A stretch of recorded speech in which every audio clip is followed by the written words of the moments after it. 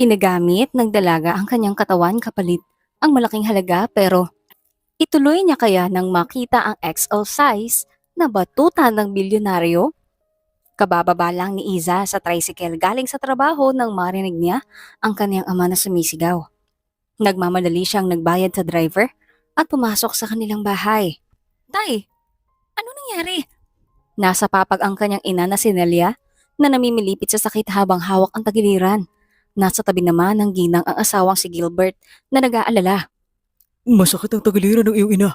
Kailangan natin siyang madala sa ospital pero wala tayong pambayad, anak ko. Makikita sa mukha ni Gilbert ang pagkabalisa. Isang construction worker, ang ginoo at sapat lamang ang kinikita nito sa pang-araw-araw nilang gastusin sa bahay. Si Iza naman ay isang kahera sa isang grocery store at hindi naman ganon kalaki ang sinasahod ng dalaga. Ngunit, napag-isip-isip ni Iza na mas lalong mahihirapan sila kung hindi dadalhin sa ospital ang kanyang ina. Dali na po natin si nanay sa ospital, tay. Mas lalong mahihirapan lang siya kung hahayaan lang natin siyang namimilipit sa sakit. Saan tayo kukuha ng pera? Pambayad sa ospital, anak. Saka na natin problemahin yan, tay. Sa ngayon, kailangan madala natin sa ospital si nanay. Tumango na lang si Gilbert at binuhat ang asawa. Si Iza naman ay lumabas ng bahay para maghanap ng aarkilahan na tricycle. Nang makakita, kaagad silang sumakay at tinungo ang pinakamalapit na ospital. Nakakonfine ngayon si Nelia sa isang pribadong ospital. Nakaupo si Iza at binabantayan ng ina. Ang kanyang ama naman ay nagtungo sa kantin para bumili ng pagkain nila lalo at gabi na noon. Saan ako kukuha ng pera ngayon? Problemado si Iza. May ipon siya pero maliit lang yon. Nalaman din nila na may sakit sa bato si Nelia at kailangan nitong magdialysis 2 beses sa isang buwan. Saan naman sila kukuha ng pera para doon? Na pabuntong hininga na lamang si Iza. Biglang bumukas ang pintuan at pumasok si Gilbert. Ipinatong nito ang paper bag sa mesa sa katumabi sa kanya. Kumain muna tayo, anak. Babali ako sa boss ko para pambayad sa bill natin rito sa ospital.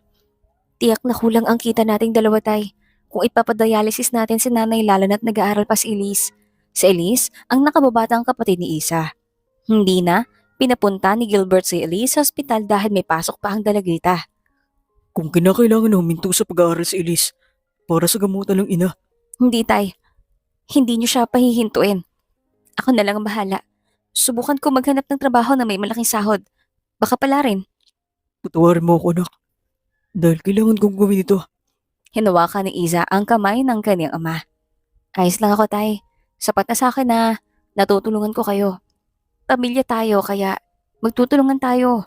Nagpasalamat naman si Gilbert at niyakap si Iza. Tumulo ang luha niya dahil sa sitwasyon nila. Pero kakayanin niya kaya para sa kanyang pamilya? Isang linggo ang lumipas at naiuwi na sa bahay si Nelia. Kasalukuyan na nag-iimpake si Iza ng kanyang mga gamit at damit dahil pupunta na siya sa Maynila. May kaklase siya noong high school na nagtatrabaho ron, si Rowena. Nangakong tutulungan siya na makapasok sa trabaho nito. Hindi alam ni Iza kung ano ang trabaho na iyon pero siguro legal naman. Matapos makapag-impake, nagpaalam na siya sa kanyang magulang. Niyakap niya naman si Elise. Saktong walang pasok ang dalagita.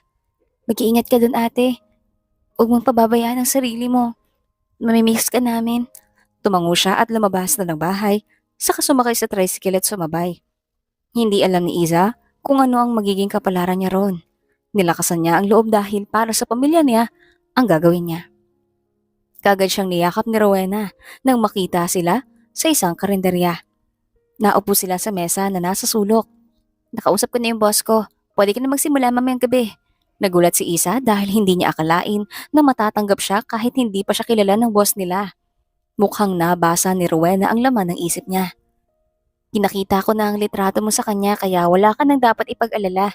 Saktong-sakto ang tangkad. Ganda ng mukha at katawan mo sa trabahong to. Biglang napaisip si Iza. Sana, hindi pagiging waitress sa bar ang trabahong sinasabi nito. Sana, sales lady o iba pa. Anong trabaho ba yan? Ngumisi si Rowena. Waitress sa bar. Magsaserve ka lang ng drink sa mga customer natin. At kapag nagustuhan nilang serbisyo mo, bibigyan ka nila ng tip. Malaking tulong ito para sa iyong pamilya at sa iyong ama. Biglang nagdalawang isip si Iza. Hindi ganito ang trabahong inaasahan niya. Gusto niya ng disenteng trabaho. Parang hindi ko yata kaya, Rowena. Hindi ko kaya magtrabaho sa ganun. Iza, huwag ka na mapili. Kung mag-a-apply ka sa iba, sa tingin mo ba sapat na ang kikitain mo para sa pagdadialysis ng iyong ina? Maging practical ka. Ibang sahod sa tip ng customer at sa tip ni boss. Libre pang tutuloyan natin. Pagkain lang ipoprovide natin. Napabuntong hininga na lamang si Iza. Mukhang wala na siyang pagpipilian. Tumango siya bilang pagpayag. Sa kabilang banda, Kailan mo balak mag-asawa, Lucas? nahinto si Lucas sa akmang pagsubo dahil sa tanong na iyon ng kanyang amang si Leonardo. Dad, alam niyo naman na wala akong balak mag-asawa. Nag-enjoy pa ako sa buhay binata. Hindi biro ang pag-aasawa. Tsaka darating din yan sa tamang panahon. Aba, 30 years old ka na, Lucas. At tumatanda na kami ng iyong ina. Gusto namin sanang makita ang apo namin sa iyo. Di ba gusto mong mapunta sa iyo ang Anderson Telecommunication Company? Kung gusto mong mapunta sa iyo ang kumpanya, maghanap ka ng mapapang-asawa mo para magkaroon na kami ng apo sa iyo. Nalaki naman ang mata ni Lucas. Hindi biro ang ipinapagawa ng kanyang ama. Hindi parang pambili lang ng laruan ang paghahanap ng asawa. Sagradong bagay iyon. Dad, di biro ang papagawa niyo sa akin. Saan naman ako hahanap ng papang-asawa? Nandiyan naman si Ellen. Pwede naman siya. May gusto sa'yo si Ellen, di ba? Maganda naman si Ellen at tiyak na mabibigyan ka niyo ng anak. Ang tinutukoy ni Leonardo na si Ellen ay anak ng kaibigang negosyante. Dad, di ko gusto si Ellen. Maganda siya, oo, pero hindi ko siya magawang magustuhan. Nagkibit balikat si Leonardo. Ikaw, kung paano ka makakahanap ng mapapag-asawa mo, basta ibigay mong gusto ko. Yun ang magkaroon ng apo sa'yo at ikaw na ang mamamahala ng Anderson Telecommunication Company. Tumingin si Lucas sa inang si Amelia. Humihingi siya ng tulong. Nag-iwas ito ng tingin at ipinagpatuloy na ang pagkain. Saan naman kaya siya maghahanap ng mapapang-asawa? Kalalabas lang ni Lucas sa kanyang sasakyan nang may mahagip ng tingin niya ang isang babae na nakatayo sa kanang bahagi ng parking lot ng jeans bar. Blonde ang buhok, nakasuot ng kulay pulang dress na hapit sa katawan na hanggang kalahati ng hita ang bahay. Maputi at makinis ang balat na babae. Hindi na sana papansinin ni Lucas ang babae at papasok na sa bar. Pero nahinto siya nang marinig ang sinabi nito. Gagawa ko ng paraan, tay. Pakisabi kay nanay ipagpapatuloy niya ang pagdadialysis. Hindi pwedeng hindi. Kung kinakailangan ng extra ako, gagawin ko. Gumaling lamang si nanay. Nakaramdam ng awa si Lucas sa babae. Biglang humarap ito at nagkatitigan sila. Nag-iwas ng tingin ng babae at pumasok sa bar. Nag-isip si Lucas. Kung ang babae ang aalokan niya ng kasal kapalit ng pera para sa gastusin ng kanyang ina, masusolusyonan ang problema niya. Pagpasok ni Lucas sa loob ng bar, nakita niya ang babae na abala sa pagbibigay ng order sa isang table. Hindi niya maiwasang magalit nang makitang hinipuan ng babae sa pag-upo. Napatayo si Lucas at lumapit doon. Mukhang kabastusan yata yung ginagawa niyo sa kanya. Hindi siya bayaran para hipuan niyo. Tumayo ang isa sa mga malaking katawan. Mabilis siyang binigyan ng suntok. Mabilis naman na yung nasalag ni Lucas. Pinilipit niya ang kamay ng lalaki hanggang sa tumunog ang mga buto nito. Napaupo ang lalaki habang hawak ang kamay na nabali. Mabilis na tumayo ang dalawang lalaki at nagmamadaling lumabas habang hila-hila ang kasamahan nila. May lumapit na lalaki na nakasuot ng checkered polo. Tinanong ni Lucas kung kumusta siya at humingi ng pasensya sa nangyari. Siya pala ang may-ari ng bar. Mukhang nakilala ng lalaki si Lucas. Ayos lang ako. Pwede ko bang makausap? Sumaayon naman ng lalaki. Hinawakan ni Lucas ang kamay ng babae at hinila palabas ng bar. Dinala niya ito sa gilid kung saan may mga taong dumandaan. Ayaw ni Lucas na isipin ng babae na may gagawin siya ritong masama. Salamat sa pagligtas sa akin kanina. Anong kailangan mo at dinala mo ko rito? Kung hindi mo ko iniligtas kanina, hindi ako sasama sa'yo dahil hindi naman kita kilala. Mukhang ang nangyari kanina ay paraan para makuha ni Lucas ang tiwala ng babae. Narinig kita kanina. Nakausap ang iyong itay. May sakit ang iyong ina at kailangan niyo ng pera pag dialysis. Matutulungan kita. Be my wife. Nalaki naman ang mata ni Iza sa sinabing iyon ng lalaki. Nababaliw na ba ito? Hindi sila magkaano-ano para alukan siya ng kasal. What? Gusto mo ko mag-iasawa? Kilala mo ba ako? Para alukan mo agad ng kasal? Babalik na ako sa trabaho.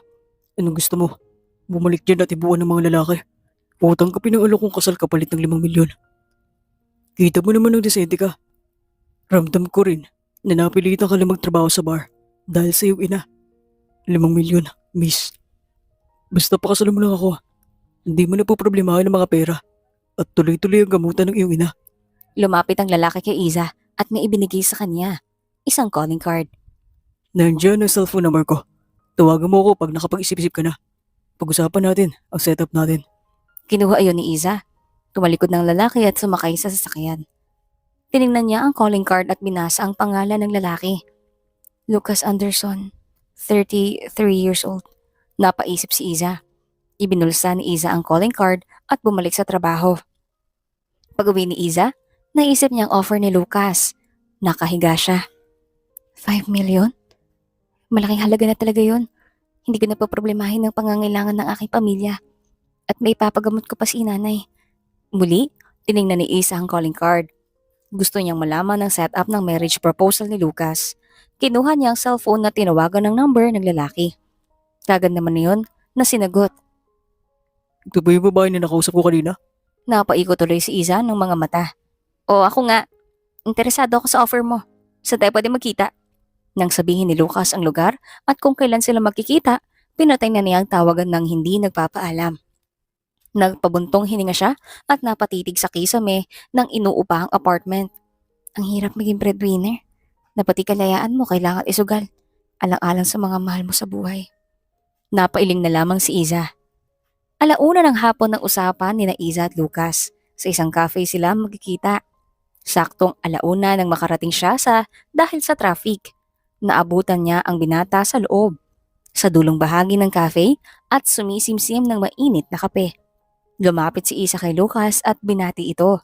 Binati rin siya ng pabalik ng binata. Humingi si Iza ng pasensya dahil late siya. Tumango lamang si Lucas na upo na siya sa katapat nitong upuan. So, paano yung setup natin? Ano pa na pangalan mo? Natawa bigla ang dalaga sa tanong ni Lucas. Inaalok mo kung maging asawa mo pero pangalan ko hindi mo alam. Napakamot naman sa batok si Lucas. Nakalimutan ko tanong kagabi. Desperado lang kasi ako na makahanap ng papapangasawa ko. Dahil kung wala akong may papakilala kina dad at ma'am na mapapangasawa ko, hindi nila ibibigay sa akin ng kumpanya. So magiging asawa mo lang ako. Biglang sumeryoso ang mukha ni Lucas. Hindi lang asawa, kundi bibigyan mo ko ng anak. Iyon ang gusto ni dad, ang magkaroon ng apo. Napawang naman ang labi ni Isa sa sinabing iyon ng binata. Hindi ko pwedeng gawin yun, Lucas. Birhen, nag-iwas si Isa ng tingin. Bakit ba niya sinabi yun? Napatango-tango naman si Lucas.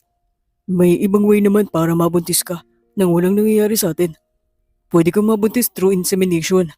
Kaya huwag ka mag-alala. Hindi ko kukunin ang virginity mo. That's safe. Ang mahalaga lang sa akin ay may maiharap akong asawa kay dad para maibigay na sa akin ang kumpanya. Kapag naipanganak mo ng bata, pwede tayo mag-file ng annulment. Napaisip si Iza. Pwede ang suggestion ni Lucas at pwede niya maipanganak ang sanggol sa pamamagitan ng cesarean. Napatango-tango si Iza. Pwede, walang problema sa akin yun. Pero kailangan mong dagdagan ng 5 milyon kapalit ng pagbubuntis ko. 5 milyon sa pagpapakasal sa'yo at 5 milyon sa pagbubuntis ko. Deal ka? Aba, syempre may dagdag talaga yon. Hindi rin biro ang pagbubuntis at panganganak kahit sabihin sa pamamagitan ng cesarean iyon gagawin. Walang problema. Deal. Pero kailangan may kasulatan na katunayan na may pinag-usapan tayo. Malay ko baka pagkakuha mo ng pera ay bigla ka na lang mawala o magtago. Well, kaya naman kitang hanapin. Pero mas maganda pa rin na may pinangahawakan. Well, may point naman si Lucas. Inilabas ng binata ang isang maliit na bag, ang isang tablet. May tinype ito roon baka saka sinabi sa kanya kasama ng tablet pen. Basahin mo muna bago mo pirmahan. Binasa ni Iza iyon bago pirmahan saka ibinigay kay Lucas. 10 million pesos para sa pamilya ko. Nakahinga ng maluwag si Iza dahil sa nakapagpadala na rin siya ng pera sa kanyang magulang bilang partial na bayad sa agreement nila ni Lucas. Yung iba ay inilagay niya sa bangko. Hindi naman matatakasan ni Iza ang binata kahit di pa sila kasal dahil may agreement sila. Ngayon ay nakasakay si Iza sa Black Jaguar ni Lucas. Pupunta sila ngayon sa bahay ng magulang ng binata. Kinakabahan siya sa totoo lang. Tumingin si Lucas at muling ibinalik ang tingin sa daan. Huwag kang kabahan.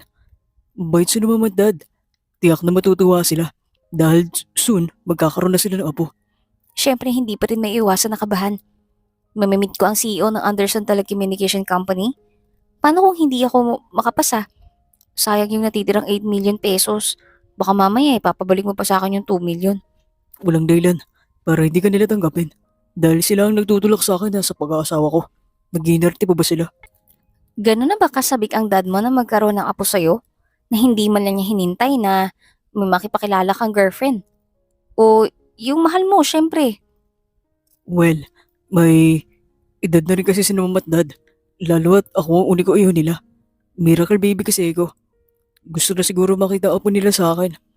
Well, kung iyong mahal mo ang pakakasalan mo, for sure wala akong 10 million.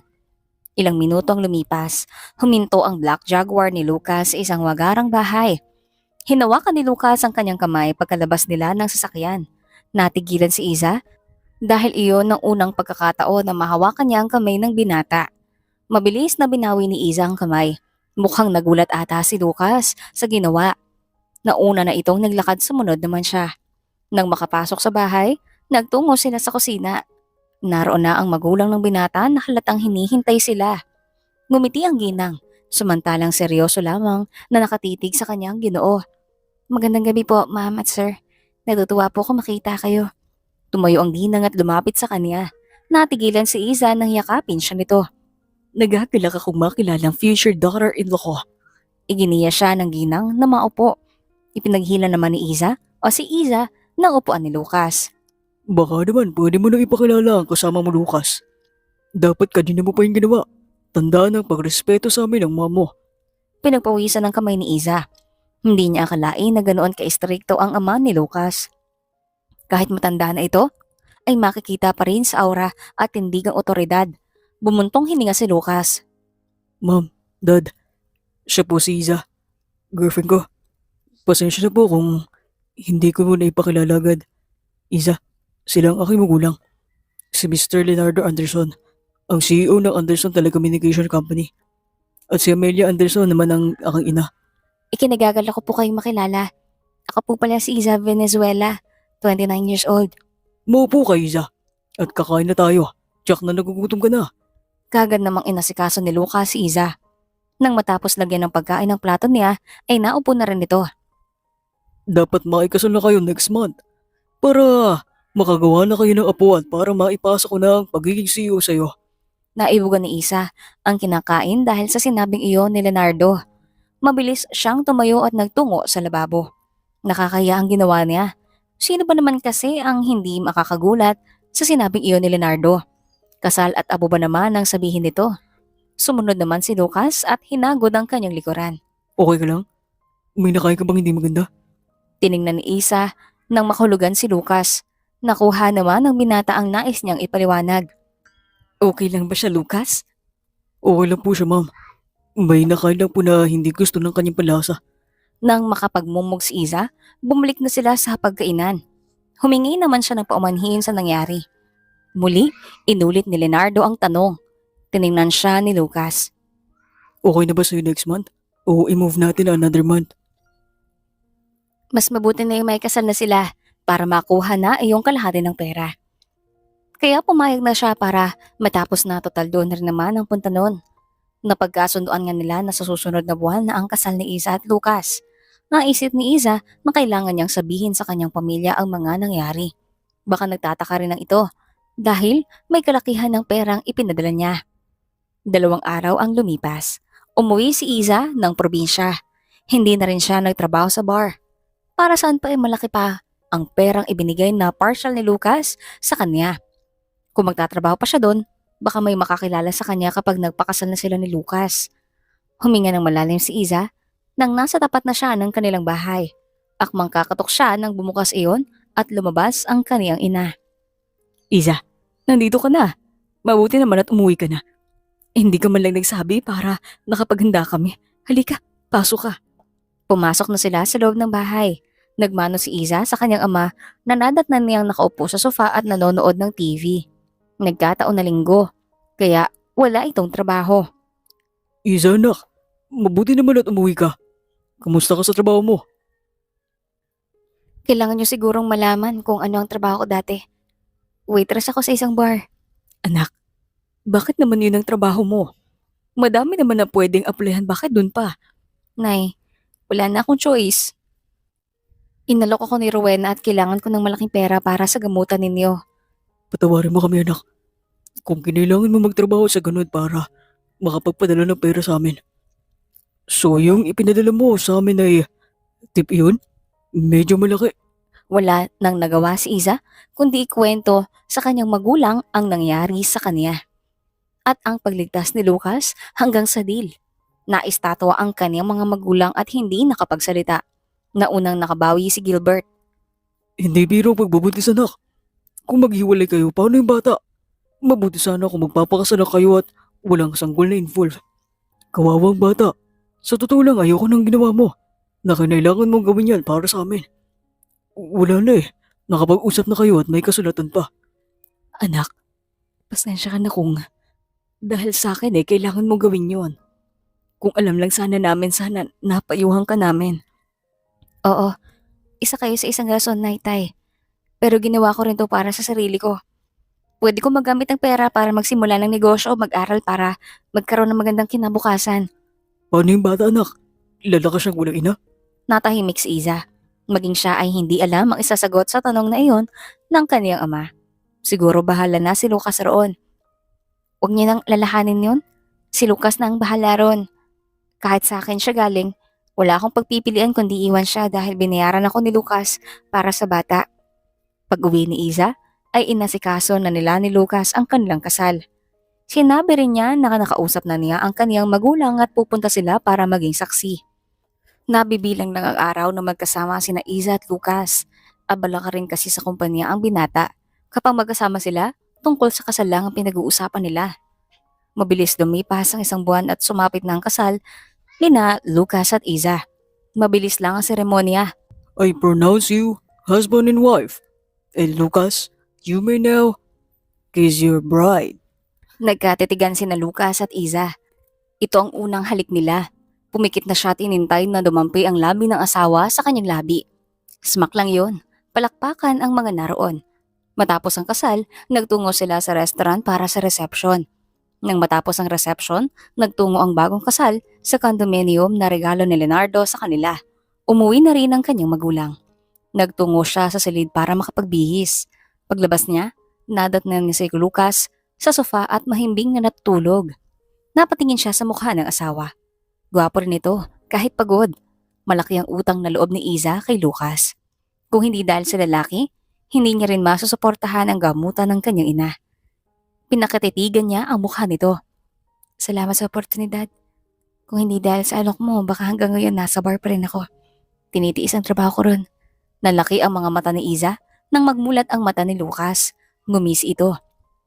Dapat sinabi mo yan. Kapag ganitong gising ako, para naririnig ko. Inirapan ni Isa si Lucas at pinalo sa balikat ang asawa. Tumayo siya tumalikod rito. Pulang-pula ang kanyang mukha dahil sa hiya. Bakit ba nagpapanggap kang tulog? Inirapan ni Iza si Lucas. Natawa na lang ang lalaki. Nagtungo na lang si Iza patungo sa pangalawang palapag para magpahinga. Hapon na nang magising si Iza. Bumaba siya. 2 kwarto mayroon ng kondo. Tig-isa din sila ni Lucas. Nagtungo si Iza sa kusina at naganap ng malulutong merienda. Gusto mo bang kumuha tayo ng katulong para may kasama ka rito sa bahay? Natigilan si Iza at napalingon. Nasa bungad ng pinto si Lucas at magulong buhok. Bakit ang gwapo pa rin ito kahit gano'n ang itsura? Nag-iwas agad ng tingin si Iza at inasikaso ang ginagawa. Hindi kaya attracted siya kay Lucas? Lumunok siya at inayos ang sarili bago dinala sa mesa ang pagkain. Ako na sa gawaing bahay. Ayos lang kahit wag ka nang kumuha ng katulong. Kaya ko naman lalo at dalawa lang tayo dito sa bahay. Napatango-tango naman si Lucas. Niyaya niya ang asawa na kumain ng fried sandwich na may palaman na ham, egg at mayonnaise. Kumuha ng isa si Lucas. Masarap tong merienda. Kung wala kang ginagawa, pwede ko naman bumisita sa opisina ko. And soon, ipapakilala na rin naman kita sa mga matataas na posisyon.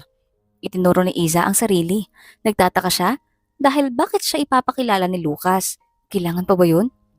Ipapakilala mo ko? Pero bakit? Hindi ka ba nahihiya na ang pinakasalan mo ay isang kagaya ko na walang natapos at nakita mo lang sa bar? Natawa pa si Iza nun.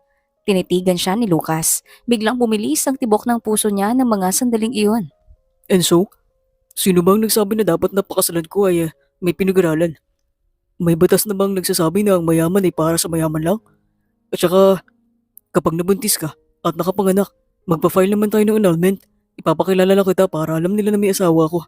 At ako ang susunod na CEO. Napatango-tango naman si Iza. Akala niya, kaya siya ipapakilala ni Lucas ay dahil sa gusto niyang makilala na asawa nito pero hindi pala. Well, ano pa ba ang aasahan niya? Pinakasalan niya rin naman ang lalaki dahil sa 10 milyon at pinakasalan naman siya ni Lucas para bigyan siya nito ng anak para mapunta ang kumpanya rito. Ngumiti na lamang si Iza at kumain ng merienda. Nakatulala lamang si Lucas sa kawalan habang nasa kanyang opisina. Nakaiisa ang kanyang isipan. Nitong mga nakarang araw, nakita niya kung gaano kaasikaso ang asawa sa bahay at sa kanya. Darating siya ng bahay na nakaluto na ang asawa. Aaminin ni Lucas, nagkaroon siya ng atrasyon kay Iza. Humanga siya sa babae sa pagmamahal nito sa pamilya, na handang isakripisyo ang lahat para sa isang may sakit. Tiningnan ni Lucas ang CCTV ng kanyang bahay. Nasa labas ng laundry room si Iza at naglalaba. Susunduin niya ang asawa mamaya para ipakilala. 11:00 ng umaga ay umuwi si Lucas. Dumaan na lang siya sa isang restaurant para mag-order ng meal. Sinabihan naman na siya ni Iza na huwag nang magluto. Nadatnan niya ang babae na bagong ligo at nagsusuklay ng mahabang buhok habang nakaupo sa sofa. Nakasando at shorts lang ito na above the knee. Nandiyan ka na pala. Akin na yung pagkain para maihanda ko na at makakain na tayo. Gutom na ako. Kinuha ni Iza ang paper bag na hawak niya at nagtungo na sa kusina. Siya naman ay nagbihis na. Matapos magbihis, dumiretso na siya sa kusina. Ipapakilala na kita mamaya. Handa ka na ba? Medyo kinakabahan pero syempre kaya ko silang harapin. Ngumiti na lamang si Lucas at niyaya na si Iza na kumain. Pagkatapos nilang kumain, nagbihis na si Iza. Nagsuot siya ng simpleng floral dress na tinernohan ng 2 inches sandal. Nasa labas ng silid si Lucas nang lumabas siya. Let's go. Ngumiti si Iza at tumango. Sabay na silang lumabas ng bahay at nagtungo sa sasakyan ng asawa. Kaagad naman niyong pinasibas ni Lucas patungo sa Anderson Telecommunication Company. Tinginan ng mga empleyado sa lobby pagpasok ni Lucas at Iza. Hinawakan ng lalaki ang kanyang kamay. Nakaramdam siya ng kakaiba pero hinayaan na lang niya iyon. Nagtungo na sila sa conference room. Lahat ay naroon at pagdating nila, napatingin ng lahat sa kanilang dalawa. Tinginan ang mga empleyado sa lobby pagpasok ni Lucas at Iza. Hinawakan ng lalaki ang kanyang kamay. Nakaramdam siya ng kakaiba pero hinayaan na lang niya iyon. Nagtungo na sila sa conference room. Lahat ay naroon na pagdating nila. Napatingin ng lahat sa kanilang dalawa. Nagtungo sila Lucas at Iza sa harapan. Good afternoon. Gusto ko ipakilala sa inyo ang aking asawa na si Iza. Kaya soon ako na ang magiging CEO ng company. Kaya marami rin ang mababagong rules kung sakali. Palakpakan ng mga naroon. May mga bumati sa kanila ng congratulations. Iginiya siya ni Lucas sa isang bakanteng upuan na para doon siya maupo. Nagtaas ng kamay ang isang lalaki na may manipis na balbas at tansya ni Iza ay isang hindi nagkalalayo ang edad nila ni Lucas. Tumango si Lucas, tanda na pwede itong magsalita. Gusto lang naming malaman kung ano ang mga natapos ng asawa mo. Sa pagkakalam namin ay wala kang girlfriend, di ba? Tapos malalaman namin na ikakasal ka na. Baka naman pinakasalan mo lang si Iza dahil gusto mong mailipat sa iyo ang pagiging CEO. Nagbulungan ng mga naroon. Napadiretso ng upo si Iza dahil natumbok ng lalaki ang totoong dahilan kung bakit sila nagpakasal. Naningkit ang mga mata ni Lucas. Kung yun ang dahilan, may magagawa ka ba? At least sangayon si Dad na magpakasal kami. Isipin niyo na ang gusto niyong isipin. Ano man ang dahilan kung bakit kami nagpakasal, wala na yun sa inyo. Gawin niyo na lang ang inyong trabaho. Nandito ako para ipakilala siya at hindi para tanungin ng mga bagay tungkol sa kanya. Pagkasabi niyon, hinila na si Iza ni Lucas palabas ng conference room patungo sa elevator. Pabalyan niyang binitawan ng kamay ng asawa. Nagtatakang tiningnan siya ni Lucas. Bakit, Iza? May problema ba? Kung alam ko lang na ipapahiya mo ko, hindi na sana ako pumayag na ipakilala mo sa kanila. Ginawa mo ko mukhang pera sa harapan nila. Sana naman nag-isip ka ng iba pang dahilan. Sana sinabi mo na matagal na tayong magkakilala at hindi na ipakilala sa dad mo. Hiyang-hiya ko, Lucas! Bumuntong hininga si Lucas. Mukhang na-realize din ang pagkakamali. Napatingala ang lalaki sa itaas. Sorry, hindi ko sinasadya. Napikon ako eh. Pero hindi ko naman sinabi na yun ng dahilan. Sa bagay, tama nga naman si Lucas. Wala naman itong binanggit na nagpakasal si Iza kay Lucas dahil sa pera. Inihatid na siya ni Lucas sa bahay. Nang makarating, lumabas na siya ng sasakyan. Babalik pa kasi sa trabaho si Lucas. Hayaan mo sa linggo. Ipapasyal kita para hindi ka naman maboring rito sa bahay. See you later. Pasensya ka na rin sa nasabi ko kanina. Hindi ko lang nagustuhan ng naging sagot mo. Mag-iingat ka. Nagulat si Iza nang lumapit si Lucas at hinalikan siya sa noo. Maging ito ay nagulat rin sa ginawa kaya nagmamadali itong pumasok sa sasakyan at pinasibad iyon paalis. Napahawak naman si Iza sa noo at napakapit labi. Iba ang pakiramdam niya ng mga sandaling iyon. Ano ba nangyayari sa'yo, Iza? Huwag mong sabihin na nagkakagusto ka na kay Lucas. Napabuntong hininga na lamang siya. Baka ganun lang ang pakiramdam niya dahil naninibago siya. Dahil hindi iyon ang ginagawa ni Lucas. Binuksan na niya ang gate at pumasok na ng bahay.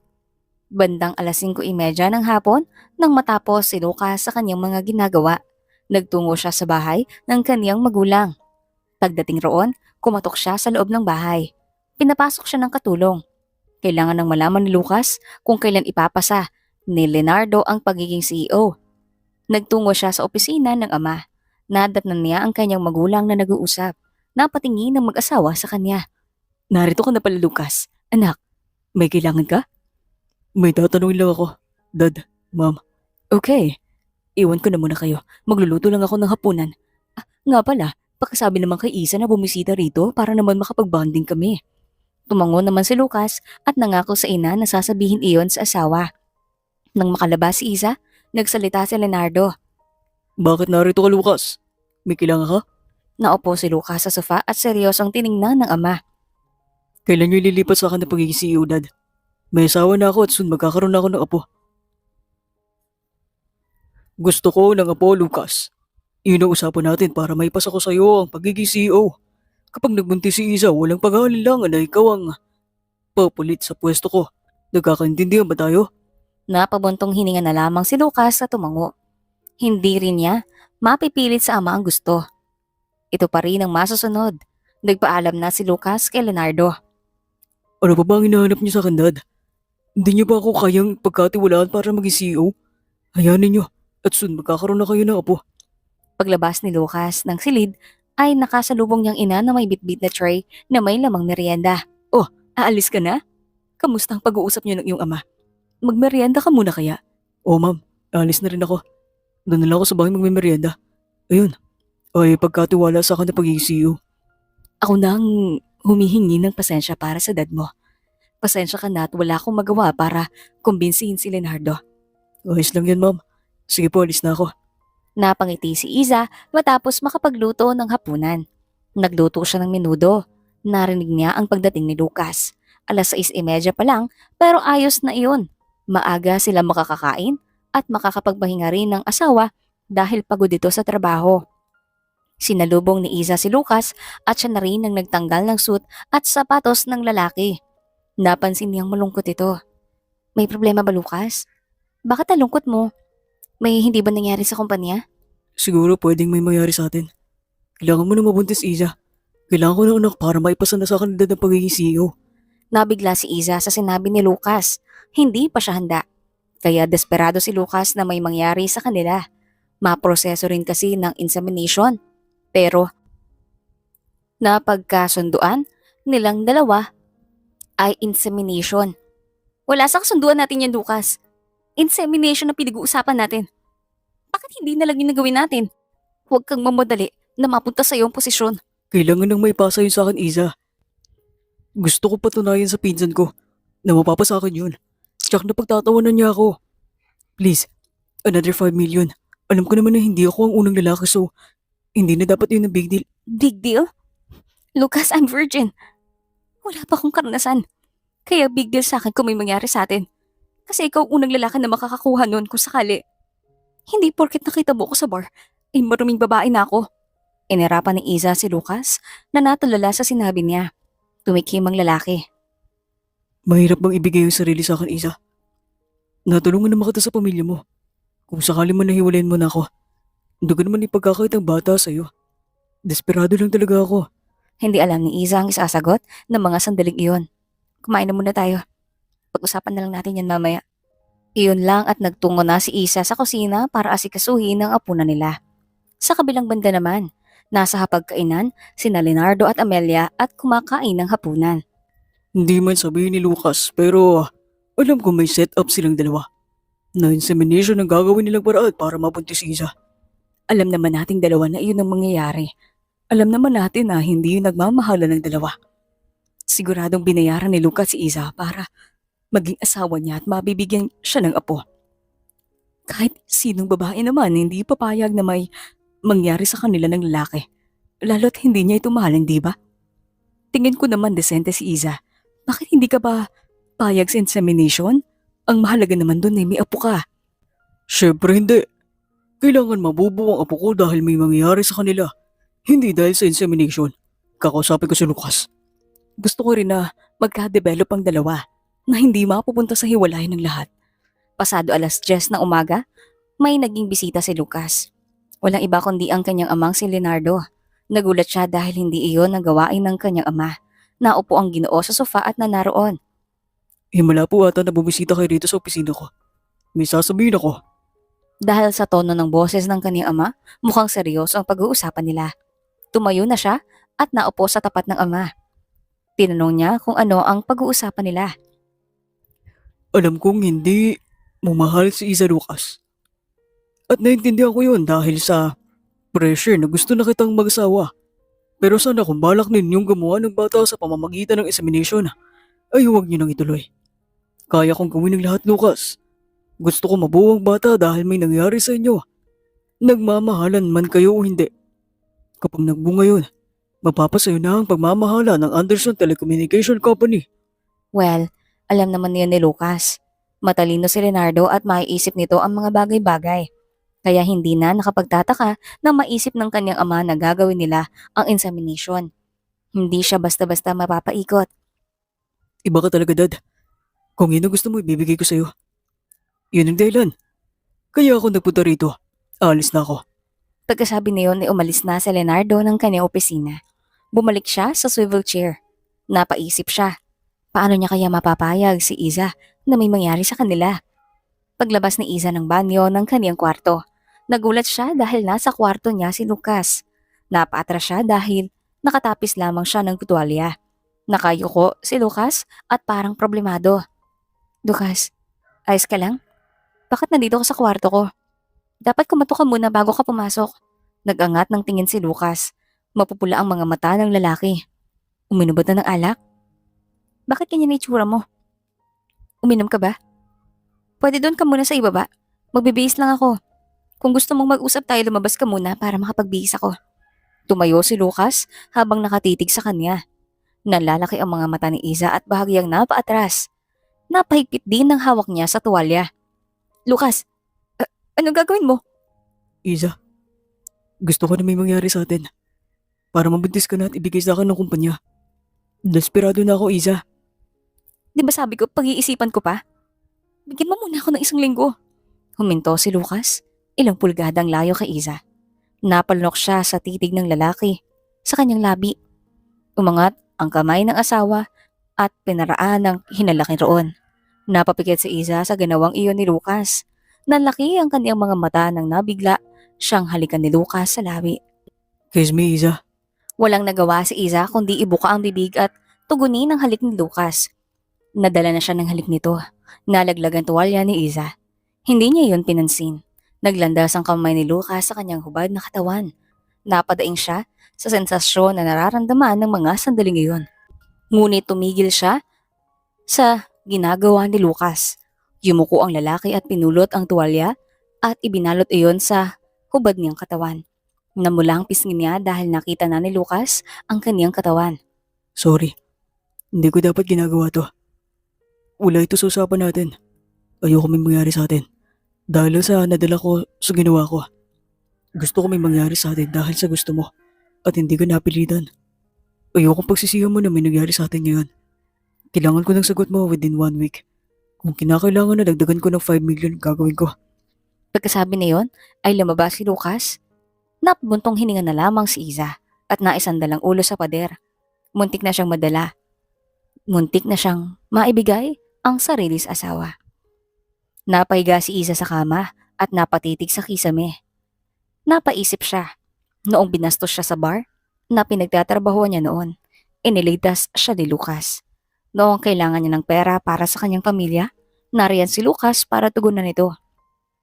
Kung wala si Lucas, baka nasa bar pa rin siya ngayon o di kaya namamroblema kung ano-anong trabaho ang pwedeng pasukin na mas malaki ang sahod.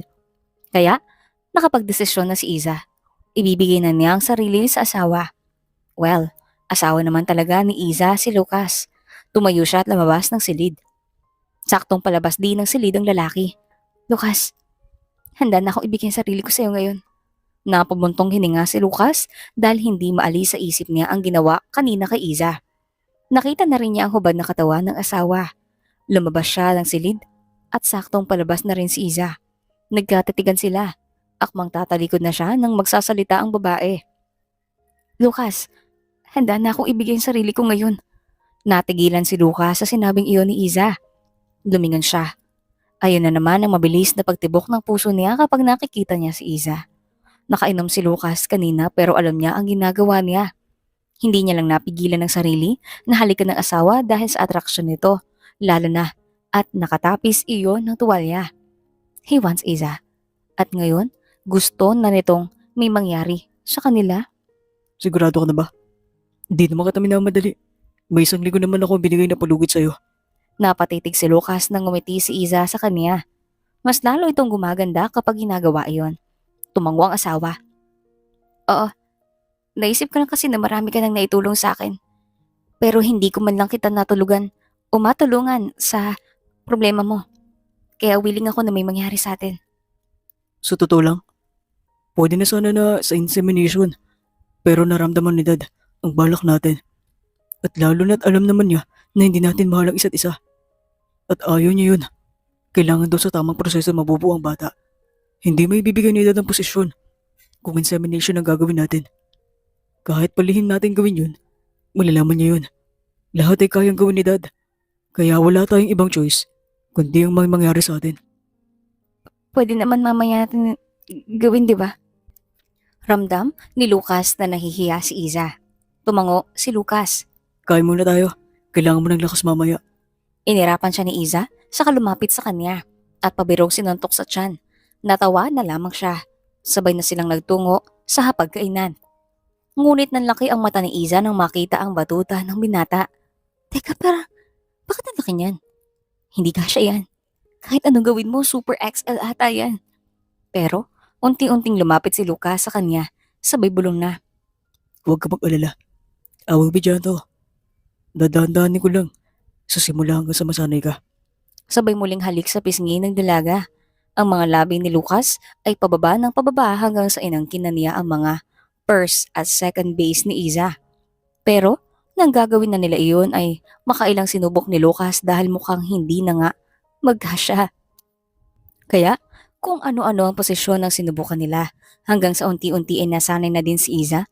Ang kaninang masakit na kanyang nararamdaman ay napuno ng halinghing ang buong paligid at ramdam na ramdam niya ang bawat binibigay na init ni Lucas. Hanggang sa nagising si Isa na masakit ang katawan. Higit lalo ang ibang bang parte. Sinubukan niyang bumangon pero hindi niya magawa. Iyon ang nadat na ni Lucas nang makapasok sa kanilang silid. Mabilis siya nitong narapitan para alalayan. Kagabi, pagkatapos nilang kumain ni Lucas ay nagtungo sila sa silid ng asawa. Noong hinalikan siya nito, doon na nagsimulang lahat at may nangyari sa kanila. Nagustuhan ni Iza kung paano siya angkinin ni Lucas. Iyon ang pinakamasayang gabi ng buhay niya. Bakit kasi nagpipilit ka na bumangon hindi mo kaya? Alam nga naman na hintayin pa kita Iihina ako. Bakit ba kasi ang laki mo? Kaagad siyang nag-iwas ng tingin nang ma-realize ang sinabi. Ngumisi naman si Lucas at bahagyang natawa. Gifted ako Tsaka alam ko naman na nag-enjoy ka kagabi. Ulit-ulit mo nga binabanggit ang pangalan ko Nalaki ang mga mata ni Iza at kinurot si Lucas. Natawa na lamang si Lucas. Napahiyaw siya nang buhatin siya ng asawa at dalhin sa banyo. Lumabas ka na nga. Kaya kong umihi. Tingnan lang natin kung kaya mo umupo. Napahiyaw si Iza dahil hindi siya makaupo. Masakit pa rin ang pang-ibabang parte ng kaniyang katawan. Ano, kaya mo pa? Alis na ako. Kaya mo naman ata eh. Nangaasar ka ba? Alam mo nga hindi ko kaya, di ba? Tulungan mo ako. Huminga ng malalim si Lucas. Nilapitan ng lalaki at inalalayan si Iza. Alam ni Lucas na kasalanan nito ang nangyari. Inutusan pa siya ng asawa na tumalikod. Bakit ka ba kasi nahihiya? Nakita ko na yung kagabi.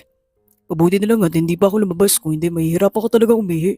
Biglang sumagi sa isip ni Iza ang mga nangyari sa kanila ng binata. Kung paano siya nito ang kinina para bang espesyal siya. Thank you dahil ginawa mong memorable ang gabing yun. Hindi ko makakalimutan yun, Lucas. Ikaw ang unang lalaki na pinagkalooban ko ng sarili ko. Napatikhim at napalunok si Lucas. Nag-iwas rin ng tingin pero nakikita ni Iza ang pamumula ng pisngi nito. Napangiti na lamang siya at sinabing tapos na siya. Sabay na silang lumabas ng kwarto. Kinagabihan, tinawagan ni Iza ang kaniyang magulang. Nasa silid siya ng mga sandaling iyon at nasa harapan niya ang mga tuyong damit na nilabhan niya. Masaya siyang makita na nasa mabuting kalagayan ng mga ito. Iyon ang mahalaga sa kanya. Ang makitang masaya ang mga ito. Kamusta ka na anak? Hindi ka ba nahihirapan dyan? Ayos lang ako, Nay. Kayo, kamusta kayo dyan? Huwag niyong pababayaan ng sarili ninyo, ha? Hindi naman po ako nahihirapan dito. Salamat sa pera yung pinapadala mo na ka. Ginamit namin yun para magsimula ng negosyong sari-sari store ng iyong ina. At tuwang-tuwa ang kapatid sa mga pinapadala mong damit at sapatos sa kanya. Ngumiti siya at sinabing wala lang iyon. Nagpaalam na siya sa kanyang magulang matapos ang ilang bilin at nangakong uuwi kapag may time siya. Kasalukuyan na naghahaponan sina Lucas at Iza ng mga sandaling iyon nang marinig nila ang paghinto ng isang sasakyan sa labas ng gate. Tumayo si Lucas at sumunod naman si Iza. Mula sa liwanag na nagmumula sa labas ng gate, nakita nila si Amelia. Lumapit si Lucas at binuksan ang gate. Anong ginagawa mo rito, ma'am? Gabing-gabi na bibisita ka pa. Hindi kayo mag-aalala sa isidad? Siyempre, nandito ako para bisitahin ng anak at manugang ko. Nagpaalam ako sa dad kaya wala kang dapat ipag-alala. Tumingin si Amelia kay Iza. Nakangiting lumapit sa kanya at niyakap siyang mahigpit. Nagulat si Iza, hindi niya inaasahan iyon. Kumala sa pagkakayakap sa kanya ang ginang. Tinitigan siya at hinawakan ang kanyang kamay. Hello Iza, kamusta ka na Iha? Magkakaroon na ba ako ng apo? Hindi nakasagot si Iza. Niyaya ni Lucas ang ina sa loob ng bahay. Naupo ang ginang sa sofa. Tinanong ni Amelia ang tinanong nito kanina. Tumingin muna si Iza kay Lucas bago ibinalik ang tingin sa biyanan. Huwag mo nang sagutin ang tanong ko, Iza. Nandito lang naman ako para kamustahin kayo. So, alis na ako. Bye! Pagkasabi niyon ay tumayo na si Amelia. Naglakad na ito palabas ng bahay. Sumunod naman si Lucas para ihatid ang ina. Napabuntong hininga siya. Ang awkward naman kung sasabihin niya na noong isang araw lang may nangyari sa kanila. Sa nakalipas na isang linggo na iyon, mas nakilala ni na Lucas at Iza ang isa't isa. Naging malaga sa kanya si Lucas. Minsan, uuwi itong may dalang prutas, tsokolate at iba pa. At isang gabi ay may nangyari ulit sa kanila. Mas lumalim ang nararamdaman ni Iza para kay Lucas. Isang araw habang nagdidilig ng alaman si Iza, may nag-doorbell na delivery boy. Iniabot ng lalaki ang bulaklak sa kanya, kinuha niya naman iyon. Kanino galing? Kay Sir Lucas po, ma'am. Pakapirmahan na lang po ito, ma'am, para sa katunayan na natanggap niya na. Pinirmahan naman niyon ni Iza. Inamoy niya ang bulaklak. Sariwang-sariwa ayon. May nakaipit na card noon. Binasa niya ang nakasulat. Hindi na pala kita nabibigyan ng bulaklak. Kaya naisipan kong padalan ka. Sorry, hindi ko inabot ng personal. Gagabihin kasi ako mamaya. Marami akong tatapusin. Sana magustuhan mo. Napangiti siya, kasabay ng pagbilis ng tibok ng kanyang puso. Pumasok si Isa sa loob ng bahay at inilagay sa vase ang bulaklak. Pinagmamasdan niya ang bulaklak. Malnak ata kita, Lucas? Yun lang. Baka hindi tayo parehas ng nararamdaman. Pauwi na noon si Lucas nang mapadaan siya sa isang jewelry shop. Madami pa siyang kailangan gawin pero mas gusto ni Lucas na makasama si Iza. Hindi pa pala niya nabigyan ng alahas ang asawa. Nagpark siya at pumasok sa loob ng shop. Pagpasok niya, binati siya ng sales lady. Ngumiti lamang si Lucas. Lumapit sa kanya ang isang may katangkarang babae na sa tingin niya ay may-ari ng shop. Parang minumukhaan siya nito. You must be Lucas Anderson, right? Hindi na nakapagtataka na kilala siya nito dahil madalas na sa magazine o internet si Lucas.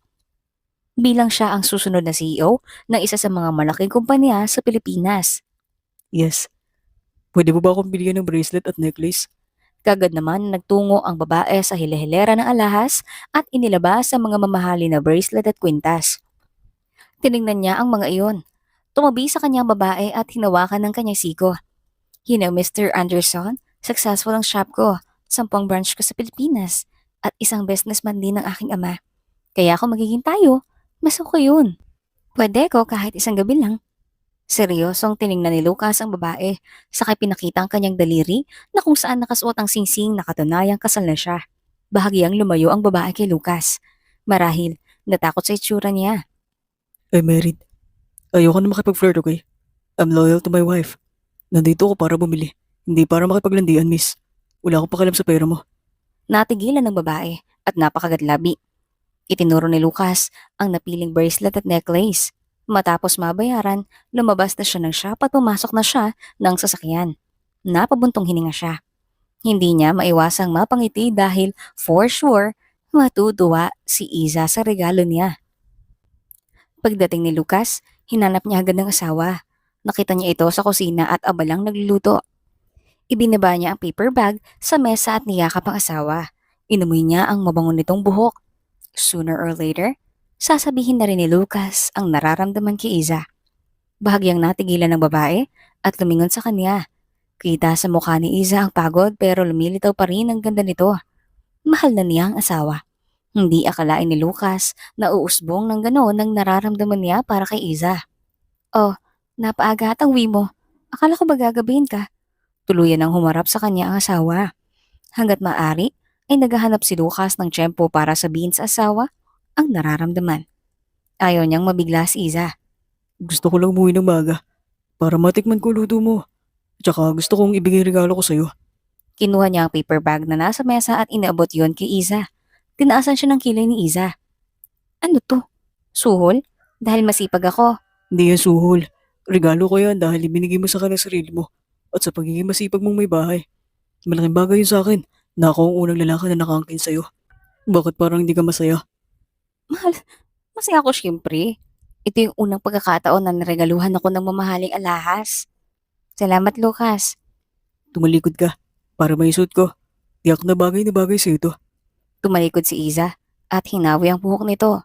Nakita tuloy ni Lucas ang maputi nitong batok. Parang gusto niyang iparaan ang labi roon. Napabuntong hininga siya at pinigilan ng sarili. Isinuot na lamang ang kwinta sa leeg ng asawa. Puno ng paghanga ang pagtitingin ni Lucas kay Iza. Bagay na bagay sa'yo, Isa. Salamat. Magbihis ka na at ihahanda ko ng hapunan. Lumapit si Lucas kay Iza at binigyan ng mabilis na halik sa labi. Natigilan nito.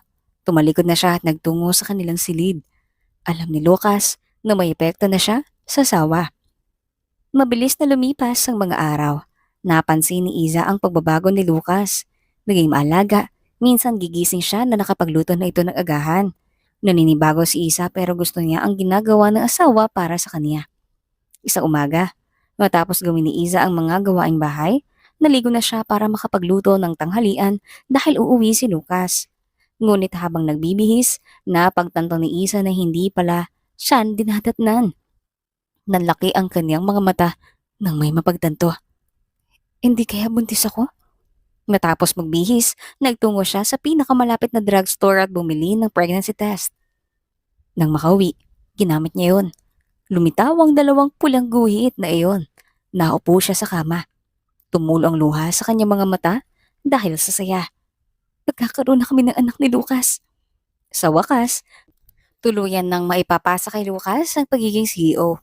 Bigla ring nakaramdam ng lungkot si Iza nang maalala na pagkatapos pala niya maisilang ang sanggol, magpa-file na sila ng annulment. Maghihiwalay na sila. Ang problema, mahal na niya si Lucas. Sa loob ng ilang linggo ay nakita ni Iza ang pagiging husband material ni Lucas. Tumulo ang luha sa kaniyang mga mata. Ganun talaga. May hangganan ng lahat ng mga bagay. Pagdating ni Lucas, ibinalita ni Iza sa asawa niya na buntis siya. Nagtatalon sa tuwa ang lalaki. Sino ba naman ang hindi matutuwa kung ang matagal mo ng pinangarap ay mapupunta na sa'yo? Ipinakita ni Iza ang pregnancy test sa asawa. Nagulat siya nang buhatin siya ni Lucas at iikot sa ere. Thank you. May anak na tayo at syempre mapupunta na sa akin ng kumpanya, Isa. Kailangan malaman nito ni na mama at dad. Tsak na matutuwa sila. Gagad na tinawagan ni Lucas ang magulang. Hindi maiwasang malungkot ni Iza na iyon ang rason sa lahat ng nangyayari. Hindi pala talaga siya kayang mahalin ni Lucas na ang lahat ng ginagawa ni Lucas ay para makuha ang pagiging CEO. Ganun talaga siguro. Kailangan niyang tanggapin sa sarili na may mga bagay na hindi itinakda sa isa't isa. Masayang humarap si Lucas kay Iza. Papunta si na mama at dad dito. Alam mo naman na excited silang magkaroon ng apo. Napansin ni Lucas ang pananahimik ni Iza. Lumapit ang asawa at sinalat ang kanyang leeg at noo. Puno ng pag-aalala na tinitigan siya ni Lucas. Bakit ganun? Makikita sa mukha ni Lucas ang pag-aalala kay Iza. Naisip na lang niya na baka makaapekto iyon sa dinadala niya. Okay ka lang? Masama pa ang pakiramdam mo? Bibili ako ng gamot sa labas. Hindi na kailangan, Lucas. Bakit dahil lang doon sa pagbubuntis ko? Magpapahinga na lang ako. Tumayo si Iza at akmang maglalakad na patungo sa silid nang bigla siyang buhatin ni Lucas. Napahiyaw siya. Napatitig siya sa mukha ng asawa. Kapag naisilang na niya ang kanilang anak, hindi na niya makikita pa ang gwapong mukha ni Lucas. Ihatid na kita sa silid. Baka mamaya matumba ka pa sa pag-akyat. Nag-aalala ako. Bibili ako ng prutas at gamot. Hindi na lamang umimik si Iza. Nasasaktan siya. Nang makapasok sa silid, inihaga siya ni Lucas sa kama. Nagpaalam ang asawa na bibili ng gamot. Nang makaalis si Lucas, doon pinakawalan ni Iza ang luhang kanina pa pinipigilan. Nang makababa si Lucas, sakto naman ang pagdating ni Amelia at Leonardo. Pinatuloy niya ang dalawa sa loob ng bahay. Nakikita sa mukha nila ang saya. Nasaan si Iza? Gusto ko siyang makita, anak. Masama ang pakiramdam niya. Naroon siya sa silid na nagpapahinga. Nag-aalala ako kaya bibili muna ako ng gamot sa labas. Kaya naman nag-aalala ka kay Iza ay dahil sa bata. Yun naman ang magiging susi para maging CEO ka na. Seryosong tiningnan ni Lucas sa ama. Napaatras naman si Leonardo sa itsura ng anak. Ngayon lang nakita ng Ginoo na ganoon kaseryoso si Lucas. Di ba pwedeng nag-aalala ako kay Iza? Dahil asawa ko siya, dad. Nag-aalala rin ako sa dinadala niya. Dahil ako yun. Hindi naman ata lahat ng patungkol sa posisyon na gusto ko ibigay ninyo. Totoong pag-aalala ko sa asawa ko at sana ko dahil mahal ko siya. Dad, ngayon hinahangad ko ang pagiging CEO. Hindi dahil gusto ko posisyon, kundi dahil gusto kong may mapatunayan sa inyo at mabigyan ng magandang kinabukasan ng aming anak. Napangiti si Leonardo at Amelia. Tumulo rin ang luha ng mga mata ng ginang. Sa wakas ay nagawa na rin na mahalin ni Lucas si Iza at maging totoo na ang lahat. Ayaw na rin ng mag-asawa na maghiwalay ang dalawa dahil posibleng mangyari yon.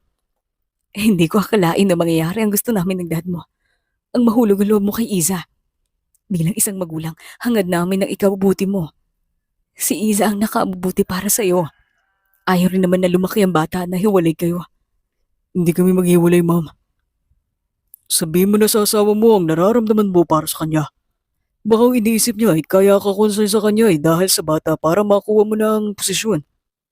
Hindi ko mo nakikita. Alam ko maasikaso si Isa sa'yo.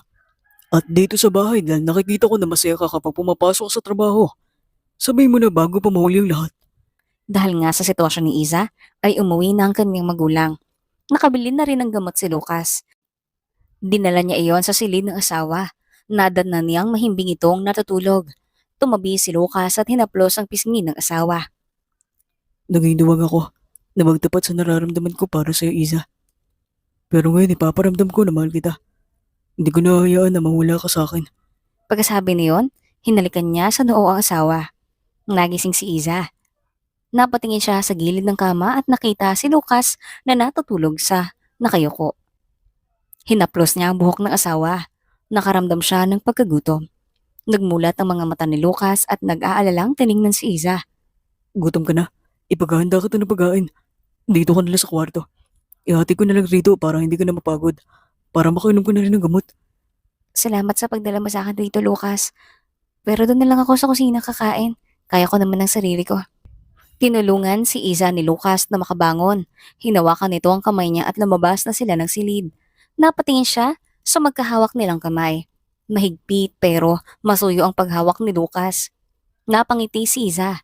Gagawa siya ng paraan para mahalin rin siya ng asawa. Ayaw niyang lumaki ang bata na hiwalay sila ni Lucas. Hindi ipaparanas ni Iza sa anak ang broken family. Sa nakalipas na mga buwan ay naging maasikaso si Lucas kay Iza. Naging busy na rin lagi ang asawa sa ATC kaya madalas ginagabi ito ng uwi. Mas lalo ring lumalim ang nararamdaman ni Iza kay Lucas. Linggo, walang trabaho si Lucas. Nagluto si Lucas ng merienda. 5 buwan na rin ang tiyan ni Iza. Hinaplos ng asawa ang kaniyang tiyan. Malapit ka nang lumabas, baby. Excited na si daddy na makita ka. Excited na rin na si baby na makita ang daddy niya. Siyempre, may inililipat na rin sa wakas na posisyon sa'yo. Congratulations! Noon, ang dahilan kaya gusto ko maging CEO. Eh gusto ko na ako ang mamahala sa Anderson Telecommunication Company. Ngunit ang dahilan kaya gusto ko maging CEO ay gusto ko nang mabigyan ng magandang kinabukasan ng magiging anak natin at para sa ating pamilya. Natulala si Iza sa sinabi ni Lucas. Pamilya? Anong ibig sabihin ni Lucas? Gusto niya na maging pamilya sila? Ibig sabihin wala na annulment na magaganap? Anong ibig mong sabihin, Lucas? Pamilya? Di ba usapan natin magpa-file tayo ng annulment pagkaanak ko? Kay bilis ng tibok ng puso ni Iza ng mga sandaling iyon. May posibilidad na ba na kaya sinabi iyon ni Lucas ay mahal siya ng asawa o baka nagkamali lang siya ng dinig? Dahil ayaw ko lumaki ang anak natin na walang kinikilalang ina, nahiwalay ang kanyang magulang. Mahirap ang broken family, Isa. Ayaw ko maranasan niya yun. Napatango-tango na lamang si Iza. Itinago ang pagkadismaya. Akala niya ay may nararamdaman na si Lucas sa kanya kaya gusto nito na maging pamilya sila. Ayos lang yan kay Iza. Natutunan naman na daw niyang ang pagmamahal. Baka kapag nagtagal, matutunan din siyang mahalin ni Lucas. Tama ka nga naman, Lucas. Ako rin naman, ayaw ko lumaki ang anak natin na hiwalay at kanyang mga magulang. Walang katumbas na halaga ang pagkakaroon ng kumpletong pamilya. Isa rin sa dahilan kung bakit gusto kong maging pamilya tayo dahil mahal kita, Isa. Hindi ka pabuntis noon ay may paghanga na ako para sa'yo. Mas lalong lumalim yun pagdating ng mga araw at buwan. Mas lalo kitang minahal dahil sa katangian na meron ka. Kung hindi mo man ako magawang mahalin, ayos lang. Ihintayin. Mahal din kita, Lucas. Natigilan si Lucas. Hindi inaasahan na sasabihin niya iyon rito. Nagpatuloy si Isa. Nung una crush lang kita pero habang tumatagal nagugustuhan na kita. Lumalim iyon dahil sa lagi mong ipag-aasikaso sa akin lalo ngayon buntis ako. Kaya yung pagkagusto ko naging pagmamahal.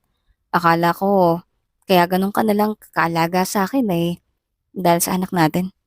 Dahil kailangan mo siya para maging CEO ka. Pero ipinangako ko sa sarili ko na mananatili ako sa tabi mo hanggang sa matutunan mo rin ako mahalin, Lucas. Ngayon, hindi na natin kailangan yun dahil parehas natin mahal ang isa't isa. Mahal na mahal kita. Ipinapangako ko na gagawin ko lahat para sa pamilya natin. Magsisikap ako para sa atin at sa magiging mga anak natin. Mahal na mahal din kita, Lucas. Gagawin kong lahat para sa pamilya natin. Nagiging mabuting asawa at anak ako. Mabilis na hinalikan ni Lucas sa labi. Puno iyon ng pagmamahal at pananabik. Tinugon rin iyon ni Iza.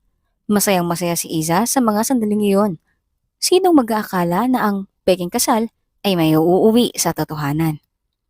Lumipas ang 4 na buwan, sumapit ang araw ng panganganak ni Iza. Sa isang pribadong ospital siya nanganak, isang malusog na sanggol na babae. Ang cute-cute naman yan. Mana kay Lolo. Anong mana sa'yo? Sa akin siya nagmana. Oh, kamukhang kamukha ko siya. Natawa naman si Lucas at Iza sa mag-asawa. Dahil siya ang mga ito kay Iza. Hinawakan ng asawa ang kanyang kamay. Tinitigan siya sa mga mata. Iyong tingin na parang siyang pinakamagandang babae kahit na bagong panganak lamang. Thank you for giving birth to our daughter. Thank you sa pagdadala sa kanya sa loob ng 9 na buwan. Walang anuman. Mahirap talaga pero noong nakita ko si Lijan, nawala ang pagod ko at napalitan ng saya. Tiningnan ni Lucas nang makahulugan ng kanyang magulang. Tumango si Leonardo at ibinigay si Lijan kay Iza. Nagpaalam na ang dalawa at lumabas ng silid. Napatakip ng bibig si Iza nang lumuhod sa harap niya si Lucas at may hawak na maliit na kahon. Tsak na singsing ang laman niyon. Will you marry me again? Mahal? Ngayon magpapakasal na tayo sa simbahan. Kung saan saksi ang nasa taas sa pag-iisang dibdib natin. Hindi mapigilan ni Iza ang pagtulo ng luha sa mga mata dahil sa nag-uumapaw na tuwa. Tumango-tango siya sa kainilahadang kamay sa asawa. Oo naman, pakakasalan ulit kita. Kahit saang simbahan pa yan.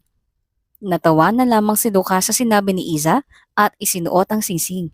Naupo si Lucas sa kama at binigyan ng mariin, puno ng pagsuyo at pagmamahal na halik si Iza.